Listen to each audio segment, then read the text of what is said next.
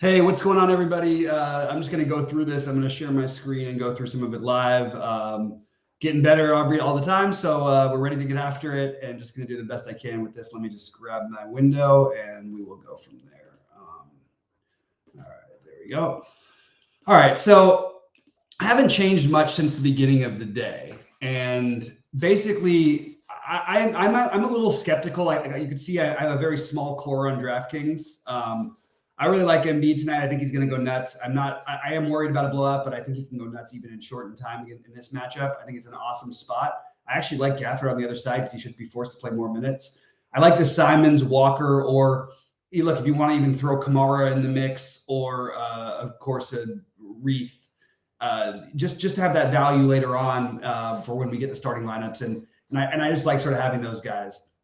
I didn't really want to make a giant core. I put my core up for FanDuel also. You guys can go check that out. But I didn't want to make a huge core today because I feel like there's a lot of skeptical value. Currently, I have Bogdanovic in my main lineup because he fits so well. I don't know that I'm going to stick with it. And I'm also okay with it because I am currently playing Cam Thomas in my main lineup. So getting the 2% on Cam Thomas, depending on whether he starts or not, I think is a pretty interesting way to get a little bit different. And there's a lot of ways to get different on this slate. What you notice, though, is the centers there's a lot of really, really good center plays, like especially Embiid. I understand the Reith could go one of two ways, but guy's going to be 1,000,000% owned. So getting any other centers in there, like any combination with Embiid, you're going to get low ownership just by nature. Embiid, I like Vucevic actually a lot. I didn't get to as many of them in my builds, but I do think he's a really interesting play. I like Claxton. I like Jared Allen, and I like Gafford.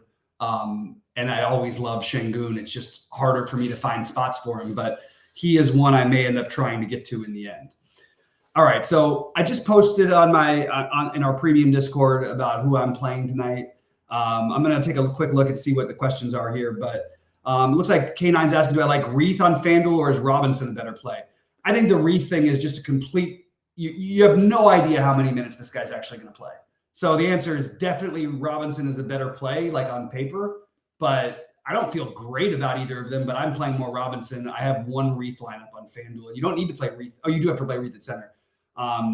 So I would just much rather play Robinson. I don't need the extra 500.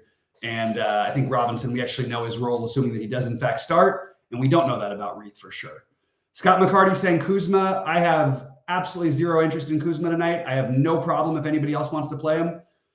Again, we could say the same thing, and he did have a good game, I believe, against the Magic the other night, but like, why do we keep wanting to play Kyle Kuzma in bad matchups is something we need to start asking ourselves. He can get there. He has the ability to, but why is he a better play than Anthony Edwards? You know what I mean? Why is he a better play than really anybody? So I am not on the Kuzma train at all myself.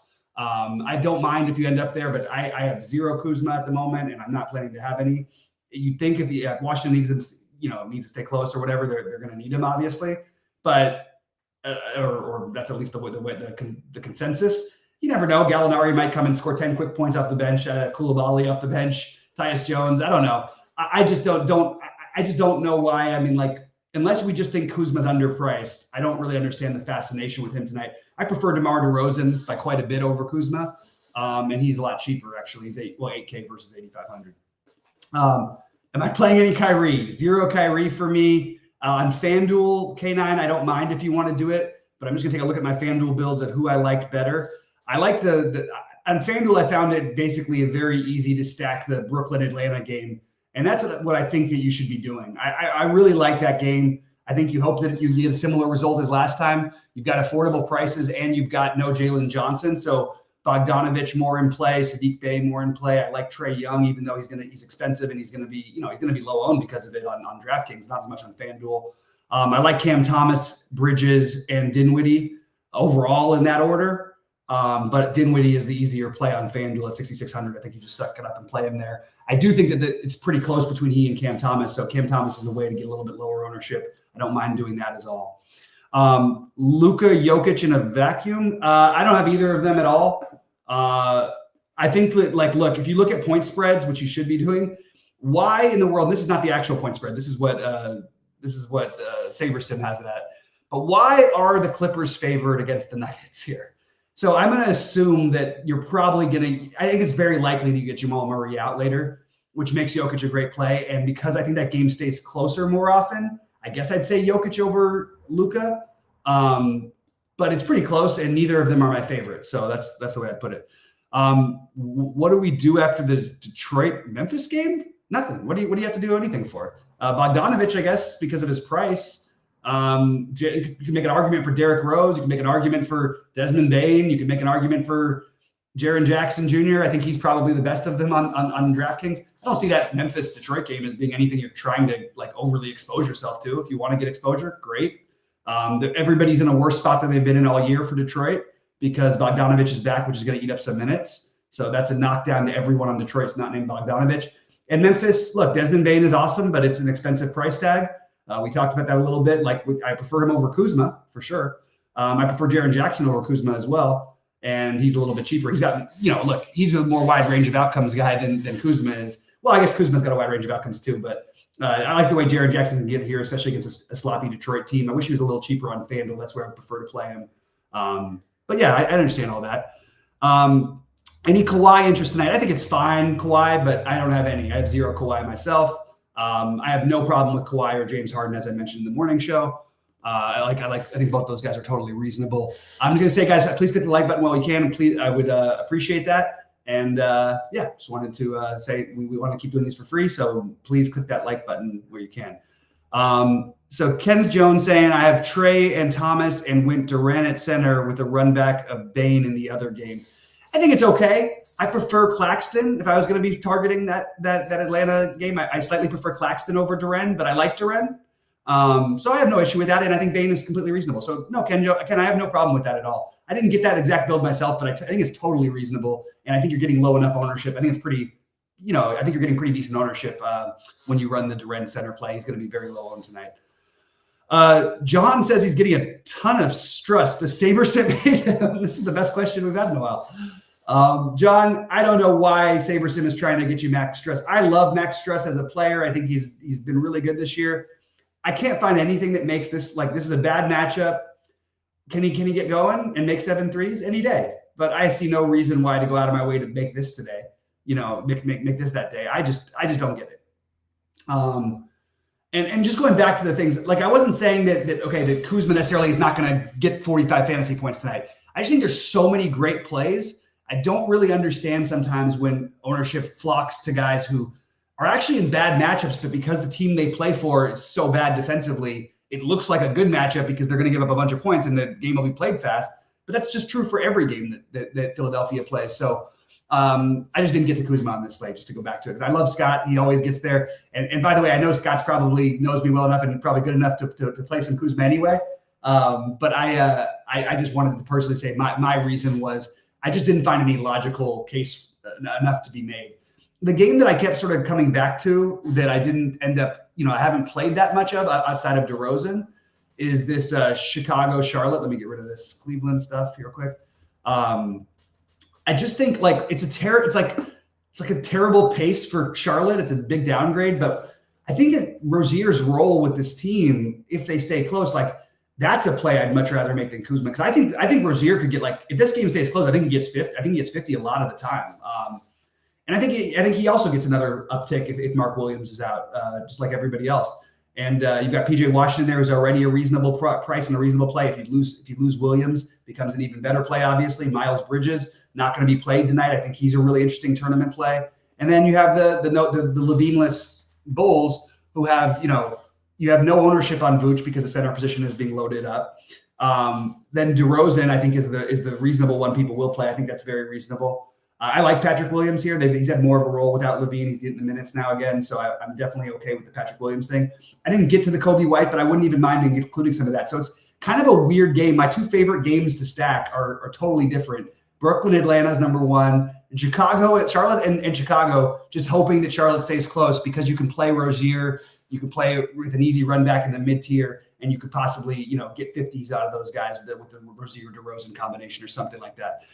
Sounds good to me, Scott, buddy. Man, if I don't get it tonight, I'm rooting for you, certainly, as always.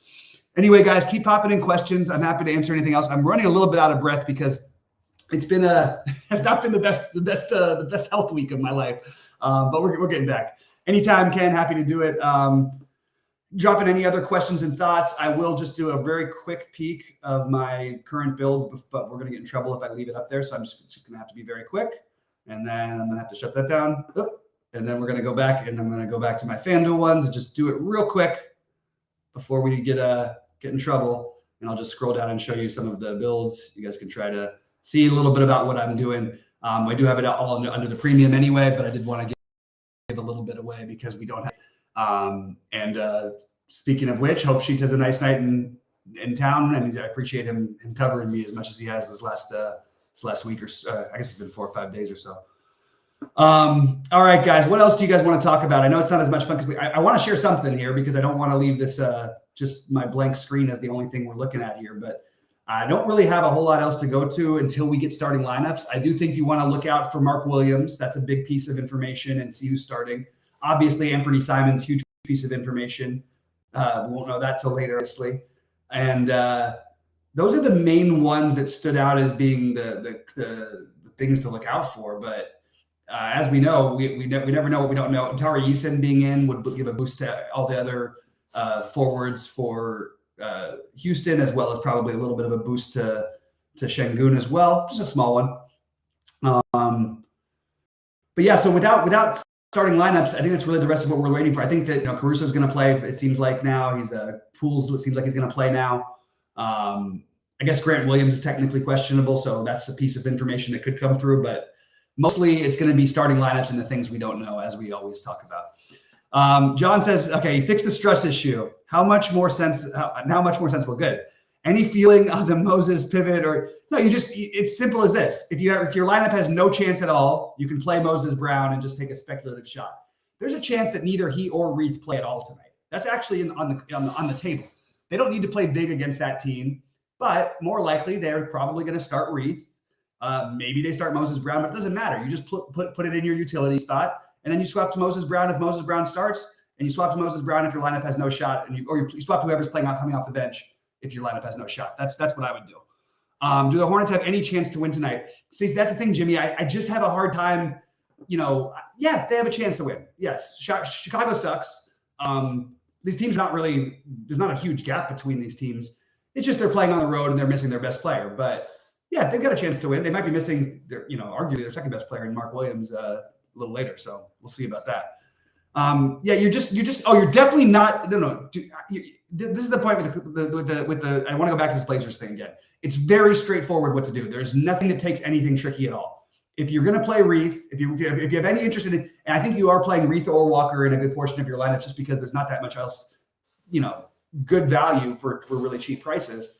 But yeah, there's risk with those guys. But you're not playing Moses Brown. You're not starting off your build with Moses Brown. Moses Brown is a late pivot that we talked about as a large field kind of creative play. And I don't mind it as a large field creative play, but you don't need to make that decision until 10 o'clock. Like that's the truth. That game doesn't start until it's the last game of the night, one of the two last games of the night. And we don't really need to go on and talk about a guy who's currently projected to play all of what's Moses Brown projected to play 3 minutes. So I don't think he's going to get there in 3 minutes. More likely, if he ends up getting 9 minutes, he might get 18. If he ends up getting 0, but I think 0 is probably the favorite. But you never know; they may end up starting him, which you could just swap right over from Reith to him. So that's what I would suggest doing. Should that arise? And I'll go a step further. If you have like Reith and Simons, even if Simons is playing, you can swap that over to Moses Brown. And actually, you could probably just leave Simons. Is probably the best answer there. Moses Brown. I was going to suggest something else, but I think that's probably the right way to go. Unless Jamal Murray's out, maybe take another shot at the Reggie Jackson revenge game. Not quite the same when Jokic plays also, but hey, still something. All right, guys, I'm going to get out of here in a few minutes. Let me know if you have any other thoughts or questions. Sheets is good at these, one-man shows and stuff. I really like having somebody else I'm on with. I like going back and forth. I like to go, and Scott, that reminds me, if you're still watching Scott McCarty, we got to get our show together one of these days and be able to do it together. So any other questions or thoughts before I do get out of here and finish my builds? I will be in the premium. I updated all of my current exposures. I'm not playing that much on DraftKings tonight, not playing that much on FanDuel, to be honest. But I did show pretty much exactly what I was doing as well as my bets of the day. and dropped in all my stuff. So Scott, thanks to you, buddy. Appreciate you guys all making this such a great site to be a part of. And we'll see you in the premium Discord. And let's make some money tonight, guys. Let's see some screenshots. Good luck, everybody.